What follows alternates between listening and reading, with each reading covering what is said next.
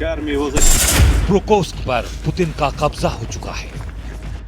प्रोकोस्क के बीचों बीच रूस की फौज ने तिरंगा फहरा दिया है।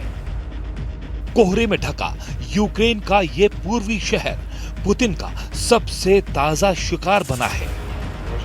प्रोकोस्क की जीत का ऐलान खुद पुतिन ने किया है, और वो भी फौज की वर्दी पहनकर। पुतिन ने अब दुनिया को अपना युद्ध वाला फॉर्मूला बता दिया है। पुतिन का जंगी फॉर्मूला साफ है। अगर जेलेंस्की ने सरेंडर नहीं किया तो यूक्रेन हाफ होगा और यूरोप पूरा साफ होगा।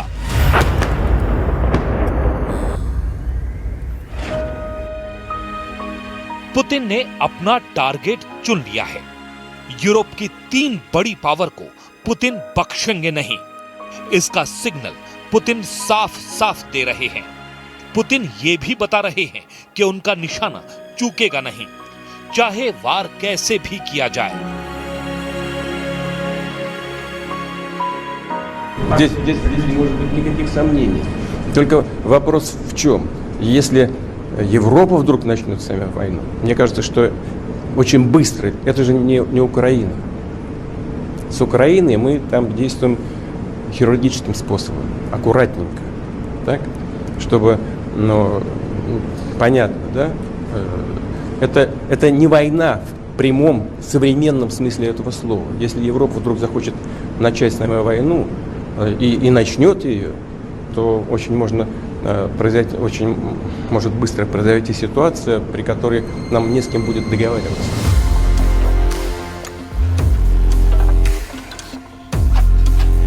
पुतिन की वार्निंग ने पूरे यूरोप में कोहराम मचा दिया है। प्रोकोस्क में जीत को लेकर पुतिन इतना ज्यादा जोश में है कि वो किसी भी वक्त रूस की सेना को यूरोप की तरफ कूच करने का ऑर्डर दे सकते हैं। पुतिन ने यूरोप के देशों को बहुत बड़ी वार्निंग दी है। पुतिन ने कहा है कि अगर यूरोप ने रूस के खिलाफ युद्ध शुरू किया तो वो जवाब देने के लिए तैयार है। पुतिन ने वार्निंग दी है कि अगर यूरोप युद्ध शुरू करता है तो सब कुछ इतनी जल्दी खत्म होगा कि बातचीत करने वाला कोई नहीं बचेगा। पुतिन का दावा है कि यूक्रेन में रूस सिर्फ सर्जिकल ऑपरेशन कर रहा है, यानी एक दायरे में जंग हो रही है। उन्होंने कहा है कि अगर यूरोप के साथ सीधी जंग हुई तो रूस पूरी ताकत से जवाब देगा और सब कुछ तबाह कर दिया जाएगा। जर्मनी के विदेश मंत्री ने 25 नवंबर को दावा किया था कि रूस अगले 4 साल में किसी नेटो देश पर हमला कर सकता है, लेकिन पुतिन के इरादे देखकर लगता है कि रूस शायद इतना लंबा इंतजार ना करे।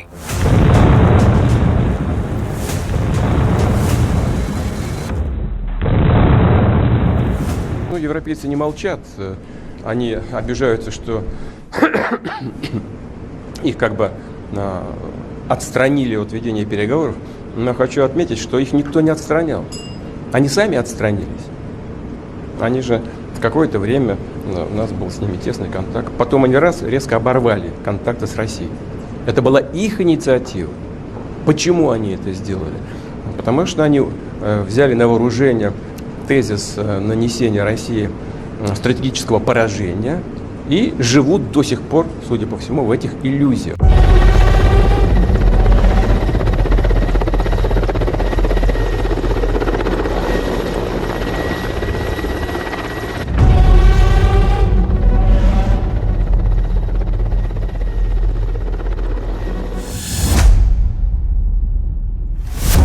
यूक्रेन युद्ध को शुरू हुए 4 साल होने वाले हैं और पुतिन की वार्निंग के बीच दूसरा सच ये भी है कि रूस अभी तक यूक्रेन पर पूरी तरह कब्जा नहीं कर पाया है। इसकी वजह है यूक्रेन को मिलने वाली मदद, जो नेटो देशों से कीव तक पहुंच रही है। यूरोप का दावा है कि अगर पुतिन यूक्रेन जीतेंगे तो फिर यूरोप टारगेट बन जाएगा। यूरोप पर अब यूक्रेन को भड़काने का इल्जाम लग रहा है और इसीलिए पुतिन बहुत गुस्से में हैं। उन्होंने कहा है कि यूरोप के देशों ने खुद ही रूस से बातचीत के सारे रास्ते बंद कर दिए हैं, क्योंकि वो अब सुलह समझौता नहीं चाहते, बल्कि लंबा युद्ध करना चाहते हैं। पुतिन ने जब से यूरोप पर निशाना साधा है, जेलेंस्की के होश उड़ गए हैं। उन्हें लग रहा है कि पुतिन पूरे यूरोप को पीछे धकेलकर अब यूक्रेन पर फाइनल असॉल्ट करने जा रहे हैं। It's very difficult to comment the words of leader of Russia because he really doesn't want to finish this war because he didn't get all the goals what he wanted at the very beginning of this aggression. He wanted to destroy us totally, our. सवाल है कि Putin का युद्ध भड़काने वाले Europe के 3 leader कौन हैं? बहुत गौर से देखिए, क्योंकि अब यूरोप पर ही टिका हुआ है पूरा यूक्रेन युद्ध। या आप कह सकते हैं कि नेटो माइनस अमेरिका वाले यूरोप को ही अब यूक्रेन में लड़ाई को आगे बढ़ाने का एहसास हो चुका है। पहले हैं फ्रांस के राष्ट्रपति इमैनुअल मैक्रों, दूसरे हैं ब्रिटेन के प्रधानमंत्री कीर स्टारमर, तीसरे हैं जर्मनी के चांसलर फ्रेडरिक मर्ज। ये तीनों इस वक्त पुतिन की आंखों की सबसे बड़ी किरकिरी बने हुए हैं। बड़ी खबर ये भी है कि भारत में तीनों देशों के राजदूतों ने अब लेख लिखकर पुतिन के खिलाफ माहौल बनाना शुरू कर दिया है। मोदी जी का स्थान राष्ट्रपति पुतिन के लिए बहुत इम्पोर्टेंट रखता है और जब भी मोदी जी किसी बात को बोलते हैं तो हमारे देश में उसको काफ़ी सीरियसली लिया जाता है। अगर ट्रंप साहब का कोई प्रस्ताव है तो उस प्रस्ताव में आगे बढ़ना चाहिए। ये हम लोग आज से नहीं बोल रहे हैं। जब पहली मीटिंग हुई थी मिन्स्क में, जब पहली मीटिंग हुई थी, मिन्स्क का समझौता हुआ था, उसको तोड़वाने वाले भी जर्मनी और फ्रांस वाले थे।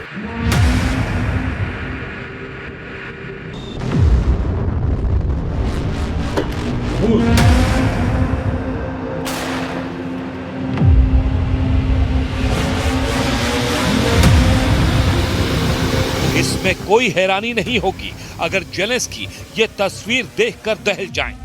हर धमाके के साथ पुतिन जेलेंस्की की राजधानी के और करीब बढ़ते जा रहे हैं। पोक्रोव्स्क और कुपियांस्क, इन 2 मोर्चों पर जेलेंस्की के हजारों सैनिक घिर चुके हैं। पुतिन की ड्रोन फोर्स उन्हें चुन चुन कर मार रही है। एक एक इमारत का हाल देखिए, वहां फटने वाले बम देखिए। पुतिन के ड्रोन हर खिड़की, हर दरवाजे पर यूक्रेन के सैनिकों को तलाश कर रहे हैं और जब उन्हें कोई नजर आता है तो होता है ऐसा धमाका।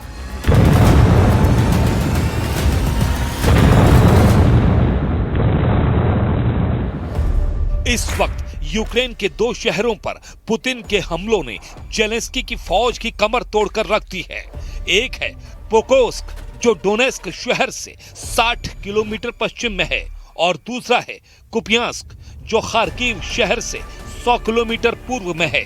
ये दोनों शहर अब यूक्रेन जीतने वाली बाजी के गेटवे कहे जा रहे हैं। पोक्रोव्स्क एक लॉजिस्टिक हब है।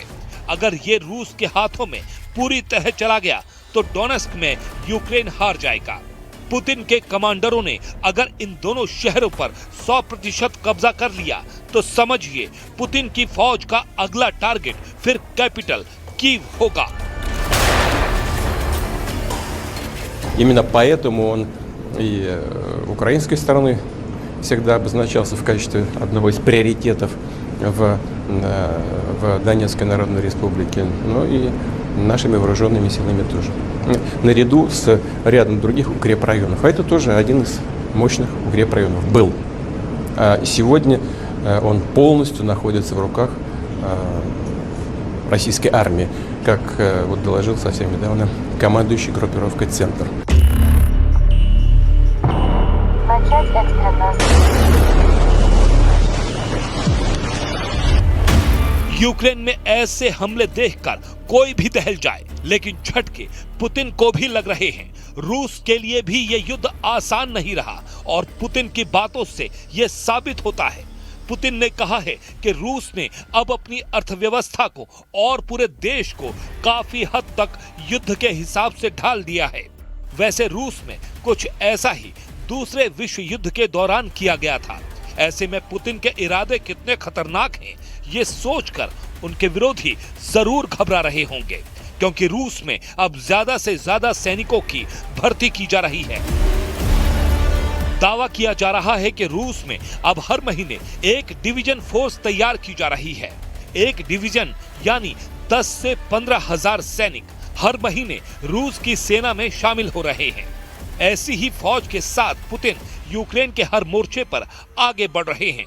पोक्रोव्स्क की जीत डॉनबॉस के आसपास बहुत अहम साबित होगी। यहाँ रूस का कब्जा यूक्रेन के लिए बड़ा झटका है।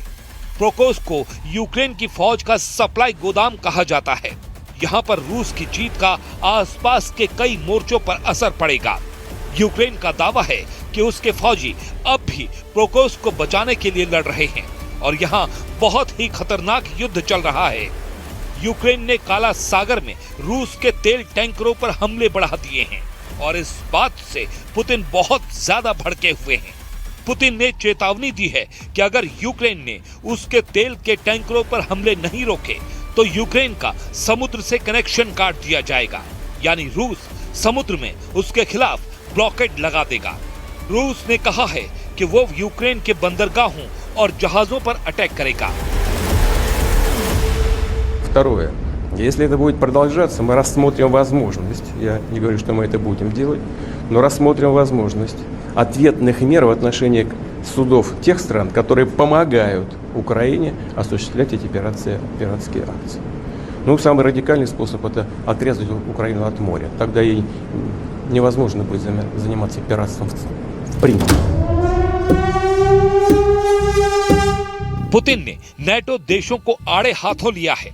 पुतिन ने कहा है कि यूरोप जिस तरह से रूस के खिलाफ काम कर रहा है, उसके बाद समझौते की कोई उम्मीद नहीं रह जाती।